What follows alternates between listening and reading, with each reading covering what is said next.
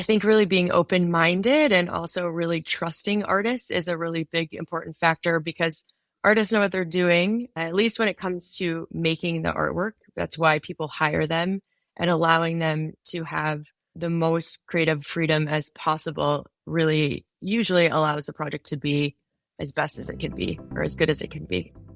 Welcome to Voices of the Community, which explores critical issues facing Northern California communities. We introduce you to the voices of community thought leaders and changemakers working on solutions facing our fellow community members, nonprofits, small businesses, neighborhoods, cities, and our region.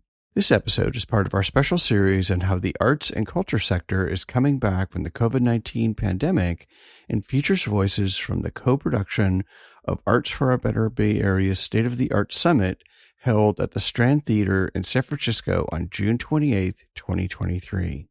The focus of the summit was on rebuilding our communities through the arts. I'm joined remotely by the co-founder and COO of Building 180 and the managing director and co-founder of Paint the Void, Meredith Winner. Meredith, welcome back to Voices of the Community. Thanks. So I want to thank you again for participating in the Arts for a Better Bay Area, State-of-the-Art Summit back on June 28th at the Strand Theater. As folks are listening to the first part of this interview, they'll notice that we had some technical difficulties during your portion of the panel discussion. And we really wanted to bring you back to the show and just provide a little update on all of your work with both Building 180 and Paint the Void since, early summer in June, since we're now recording this in the November time period. So with that said, please share with us what you've been, doing and how you, work on. Let's start with Reinvent Downtown because that's a big issue. It was also a big topic of our APA Summit as well, the Doom Loop and Maria's Joy Loop counter programming. So take it away. Thanks so much. I have been up to a lot. I can't believe that the summit was that long ago. It seems like the second half of the years has flown by, but it's not a straight line. We have been really busy. A lot of our work has been mural-focused work in the Bay Area. We have been painting utility box murals across different neighborhoods in San Francisco. We're almost finished doing 100 utility box murals, which are small little murals, but they also really help with civic pride engagement and also helping people to take care of their neighborhoods a bit better. This is through the Civic Space Foundation who funded the program, and we've been facilitating it through Paint the Void. We're working with 27 artists on that project, and I think most of them should be wrapped up by the end of this month. Can you just for clarification, what a utility box is? I kind of know what one is, but if someone who's just tuning into this, like what is a utility box? How Sure. What's the size of them, and where do they live in neighborhoods? The utility boxes are typically the, hardware for signal boxes that is usually at each stoplight or underneath each stoplight that controls all the panels. So the SFMTA has the jurisdiction over these boxes in San Francisco. And I would say that they all have a little bit of varying sizes, but they're probably about 3 to 4 feet wide and about 6 feet high. And we've been painting those consistently, and we're almost finished with that. And it's been a really great project to see them kind of pop up as you go on your daily strolls. And the artists that have been working on the utility boxes, are they artists that reside within the communities that the boxes reside, or they're San Francisco-based artists and your team recruits them to do the project? Both are true. So typically with Paint the Void projects, we tend to try to have a hyper-local approach, meaning that the artists that are painting within their immediate neighborhoods, which really has helped with vandalism in particular, because oftentimes the artists are known to that community. And it also helps with the ongoing maintenance of the project. If they do get tagged, then the artist can easily go and fix them. Whereas if they're across town, it makes it a much more bigger task. Nice. So how do artists get engaged? Because we really have two different organizations. You started Building 180, which you share a little bit of that in the panel discussion as well. And then now you have Paint the Void, and Paint the Void came out of the pandemic. And you basically worked with the mayor and YBCA on the Creative Core, which I'd love to do a whole little show on that one as well, because it's such a great program. So how do artists get engaged in your organizations? How do they work with you guys? Yeah, and initially with Paint the Void during the onset of the pandemic, we had actually distributed an intake form, which has been really a valuable asset for us to be able to find people in their immediate neighborhoods because it asks those types of questions of where they live and where they work. And as time goes on, we do a lot of our own research for artists because a lot of our clients, not on the Paint the Void side, but in the Building 180 side, have projects all over the country and they really do want to involve local artists with those programs. So much of the time we are doing research either in online magazines from that city or town, and we do a lot of finding on Instagram, and or there's also a forum on our website for people to get in touch with us also. So we're really always looking for new artists and always perusing new artworks by people, also going to art shows and things of that sort that are local to us. We have team members in San Francisco, one in Los Angeles, and also one in Oregon. So we have a little bit of a broader reach, and it's definitely a lot of networking and fun homework. Nice. And I think, going back to the whole reinvention of downtown and the vacant to vibrant piece, part of the theme of the whole ABBA Arts Urban Bay Area Summit was really talking about how now arts are being viewed, no surprise, as economic and community redevelopment. So, you had mentioned that you consulted with the vacant to vibrant folks. Can you share with us a little bit about what you consulted with them and the idea of working, with artists and bringing artists, because, now all of a sudden, oh, we have vacant storefronts. Let's bring in artists. It'll be magical. Right. In the meantime, they make it a great neighborhood, and then they get priced out, and, it was really fun. Right. Hopefully not. And hopefully some of those leases will be extended. The program did launch, and it was very fun to see so many people downtown and engaging in these new spaces, be it hopefully not too temporarily, but hopefully we'll get a little bit more longevity out of the program. But we, as consultants, were really helping with the intake forms, or really the intake application for small business owners and for artists. We have hosted some artist residencies in the past, which helped guide our questionnaires to really think about what kind of questions you want to ask in order to really pre-screen people to see that they would be capable of working in that space or to make sure that they're a right fit. We also developed a application rubric for the other stakeholders that were actually weighing in on the applications that they were reading. So different types of scoring systems to streamline the acceptance process, because with the program, there were over, I want to say close to 800 applications, which is quite a lot to read through and really find the best fit for a limited amount of spaces. Beyond that, for the people that were selected, we were offering technical assistance support for the artist portion. So how do you install this thing? Do you have fabricators that can recommend to you? What kind of insurances do we need? Things of that sort that kind of fall within the production realm that we're familiar with. And then you had mentioned before we came on, this was a first phase of it. And then are you working on the second phase of it? And if so, what does that consist of?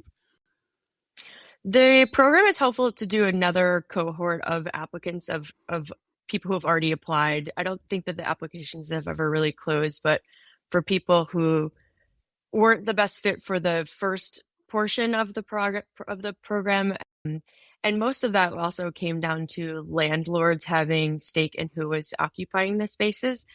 So they had a lot of weigh in on who was actually going to be in the building.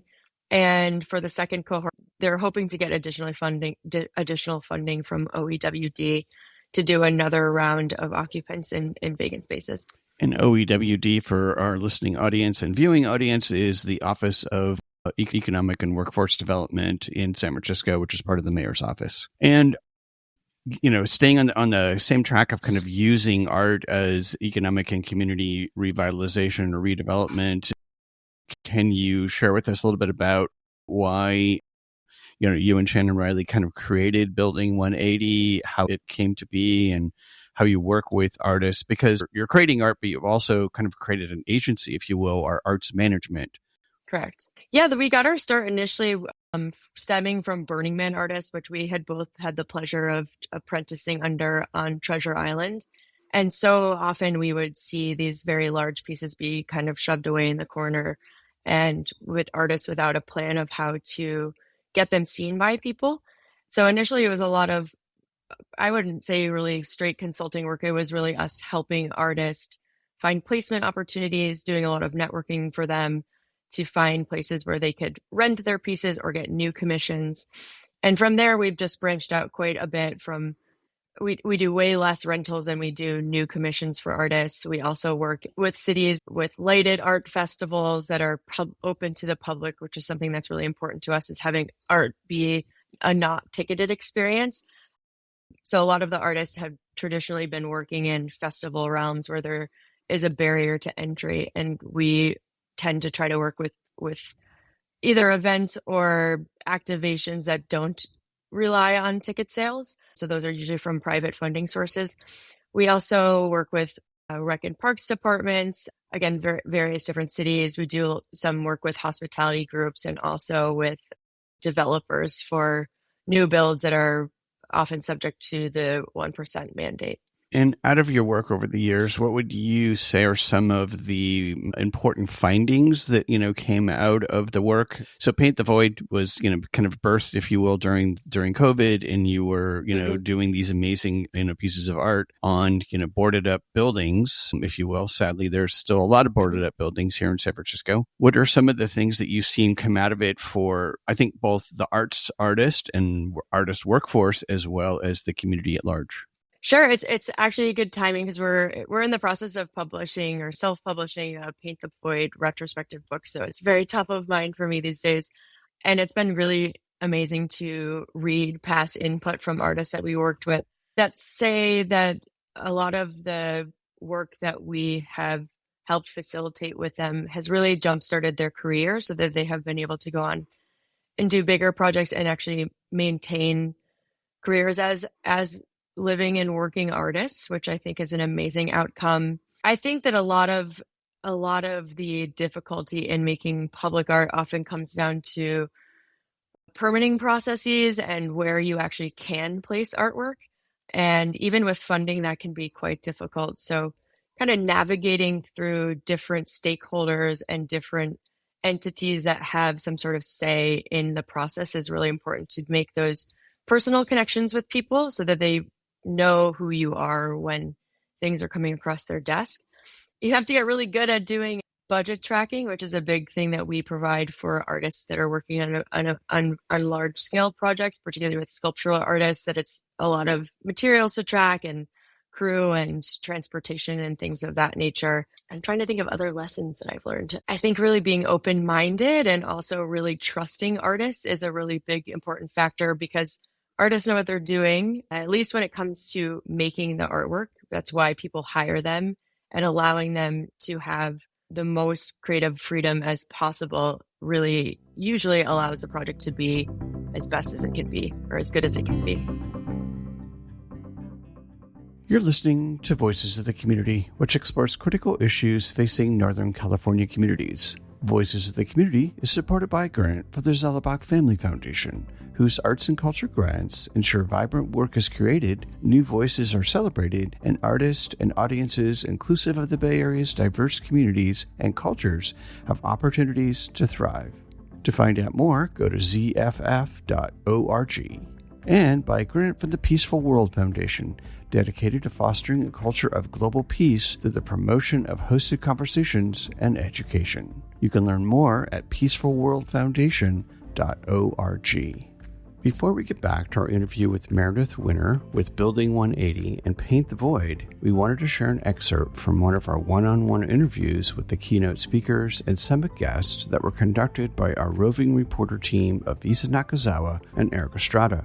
This interview features Lyzette Wanzer, an author, editor, workshop instructor, and a member of the ABBA Summit planning and production team. Hi, this is Isa Nakazawa with Voices of the Community, and we're here at Arts for a Better Bay Area Summit 2023.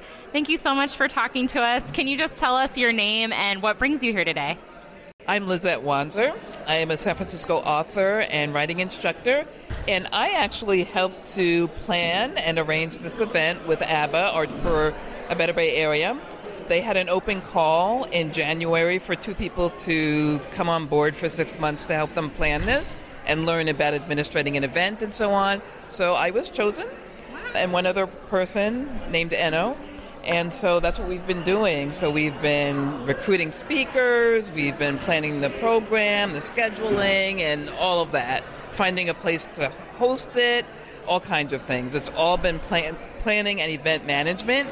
And so I can say that I've learned quite a bit, but also I've been able to bring a lot of my own expertise in event management to bear with this event, and we're very, very excited to see this many people here. Thank you so much for your work. As someone who's an event producer, I know all of the details and unseen labor that goes into making this possible. Can you tell me a little bit about what connects you to the core mission of today's event? Like, as a writer yourself, like, what is so important about not just preserving art, but like really focusing and centering artists in this moment of time in San Francisco's history? So I live not that far from here, and everything in the neighborhood has just gone since the pandemic, and it's not coming back up. Yeah. And I don't understand why that is when other cities seem to be rebounding. I'm originally from New York. They seem to be doing better. So to me, it's very important that the arts have a say in how we reinvigorate the economy, downtown and the Tenderloin especially. And I know everybody looks to the tech sector for everything, but artists can do it too. You just have to support us and invest in us and keep us from leaving the city. Right. Too many of us have left the city, especially artists of color. Yeah, I was just going to ask, like, what motivates you to stay committed to San Francisco as an artist? Mostly because I'm very lucky. I was able to transfer my lease from Atlanta, where I was living right before here, and so I've got a locked-in BMR rate, a below-market rate apartment. That's the only way I'm able to still afford to stay here, as well as grant support from San Francisco Arts Commission, California Arts Council, California Humanities, many different organizations. Are you feeling hopeful, might be too strong of a word, but are you feeling hopeful about what you're seeing from today in terms of people's willingness to come together and have the tough conversations? Somewhat, Yeah. but we need action. Yeah. So this is nice, and I know people are happy to get back in person and meet with, our tribe, but we need actual action, and we need City Hall to put elbow grease and funds and effort behind all of this talk. And so we need them to invest in us and believe in us. I'm really encouraged by the candor that I'm hearing today. I was, to be honest, not sure if folks were going to come with the smiling face and the rhetoric, and people are tired. So I'm hoping that exhaustion leads to some action. Yeah. Can you tell us like one thing that you're looking forward to for the rest of the day, or one thing that you've observed for the folks who aren't here that maybe they couldn't tell from just the interviews, like describing the energy of today?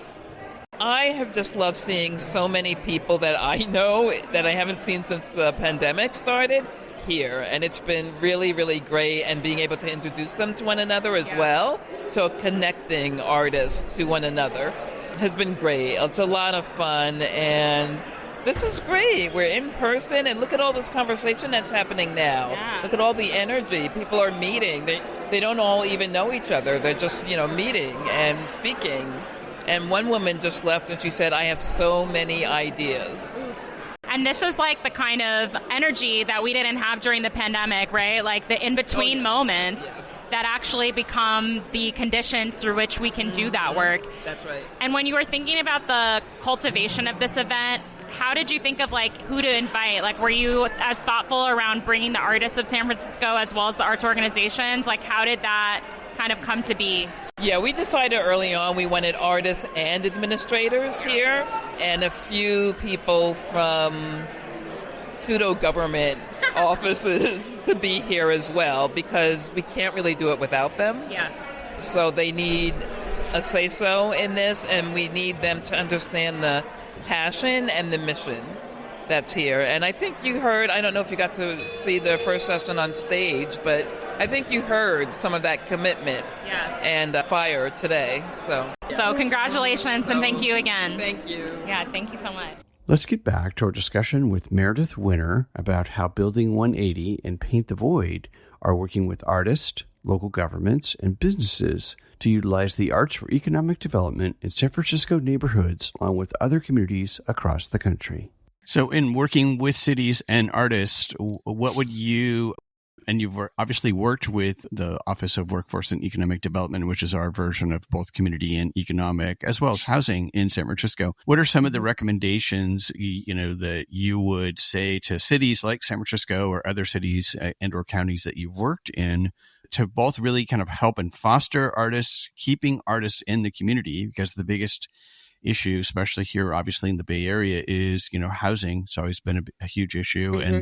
And artists get priced out of housing after they help revitalize communities. So I think from your work in both with government and artists, you're on both sides of it, right? So what are some of the things that you would say to, local governments, people who own buildings, community leaders, who say, oh, I want to bring arts back to, or I want to, take arts and I want to foster arts in our community. What are some of the recommendations that you would have? Well, I think that if there's a will, there is a way, but it's not always an easy path. I think that there is a lot of red tape in San Francisco for finding out even what the best jurisdiction is to contact to make an art project. I was on the phone with a group trying to do a community mural in a neighborhood on a public stairway, and I wasn't really sure where to guide them of who would be responsible for giving them a permit to do so. And I'm not sure that information is very easily found. I'd say that it is a little daunting for artists, which is why we've been helpful with working with artists, because there's so much paperwork and bureaucracy, and you have to contact one entity to get the design approved, but then you have to contact another to get the permit, and it takes a long time. And then even at the end of the day, sometimes you have a permit and still other entities aren't aware that you have a permit. So then the police get involved and things like that. So it can be this whole kind of intense paperwork route, which is something that we do for artists. But I think making that process a little bit easier or a little bit clearer is helpful too. And also prioritizing local artists. I've seen so often that the San Francisco Arts Commission will give these very large grants to people outside of the community, which I don't think is a bad thing, because I think that artists from San Francisco or the Bay would want to do work in other cities as well. So only allowing local artists to do work in a city is not the answer, but it's also maybe prioritizing those local voices first, and really just having an understanding of like the processes in place, just because every jurisdiction is a little bit different from if it's on Rec and Park area, or if it's straight San Francisco, or if it's any number of other entities that exist in the city. And then going to everyone's favorite topic when it comes to creating art is funding. So in your work over the years, what would you say are some of the things that you and Shannon have found as far as funding models, right? There's the foundational funding, if you will, through, philanthropy. There's government funding. There's, real estate developers who are either required to do public art or want to do some form of public art. What are some of the things that you guys have found that has actually worked that you could also make as recommendations?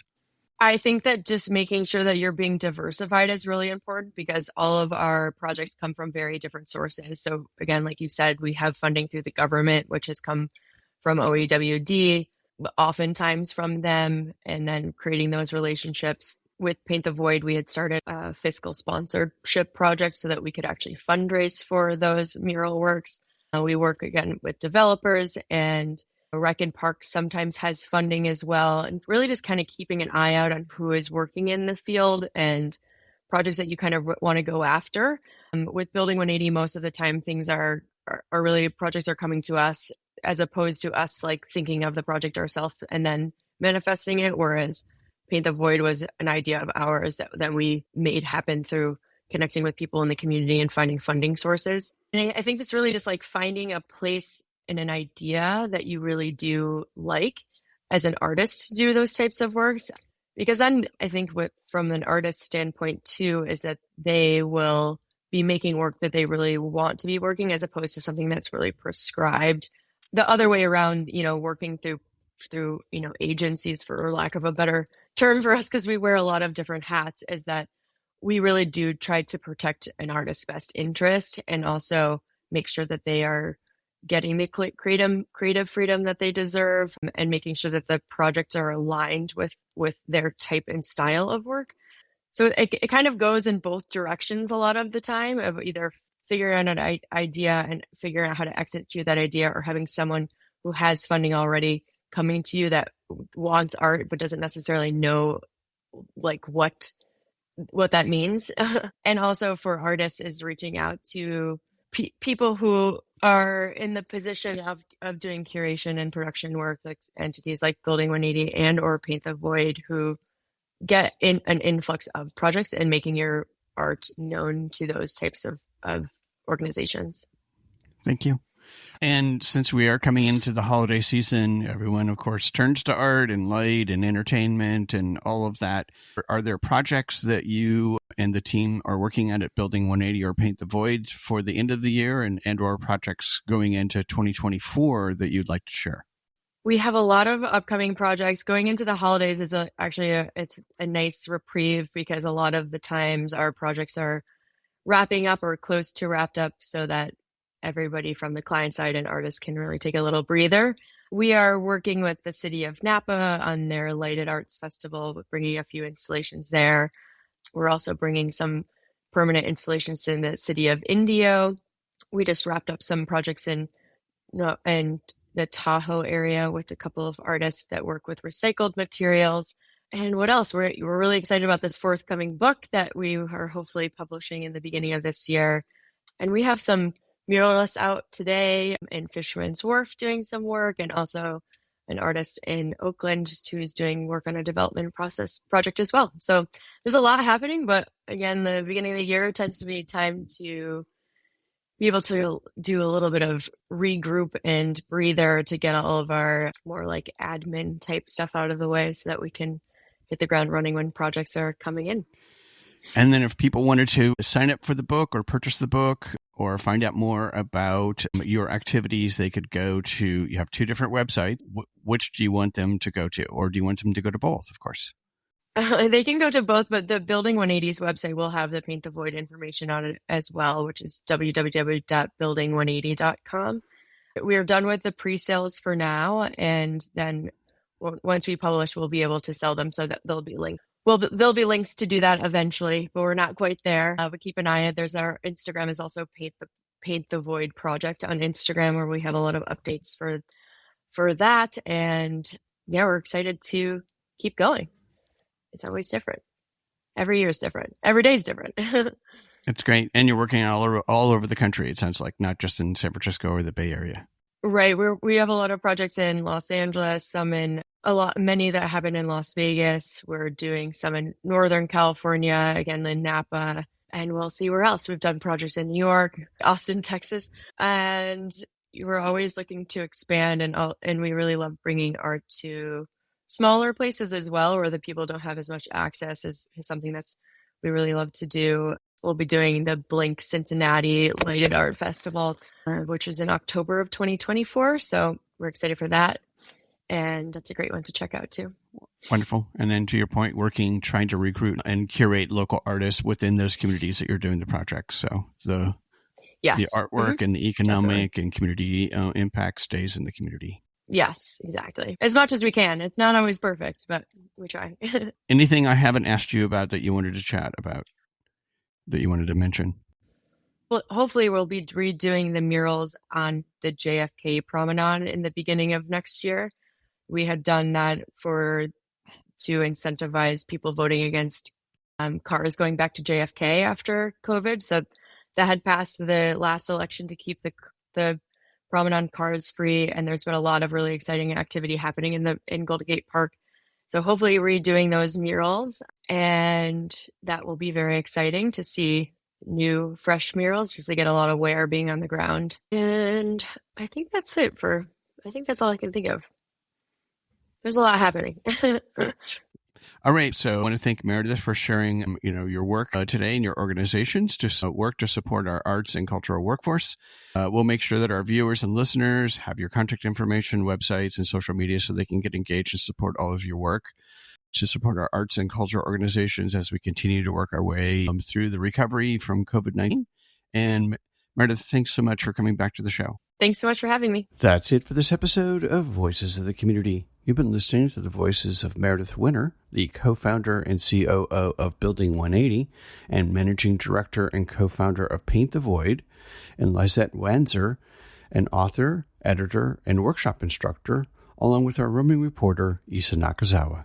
To find out more information about our guests and the respective organizations, programs, services, how to volunteer, and to make a donation, please go to voicesofthecommunity.com and click on the link to the Arts and Culture series and Episode 5.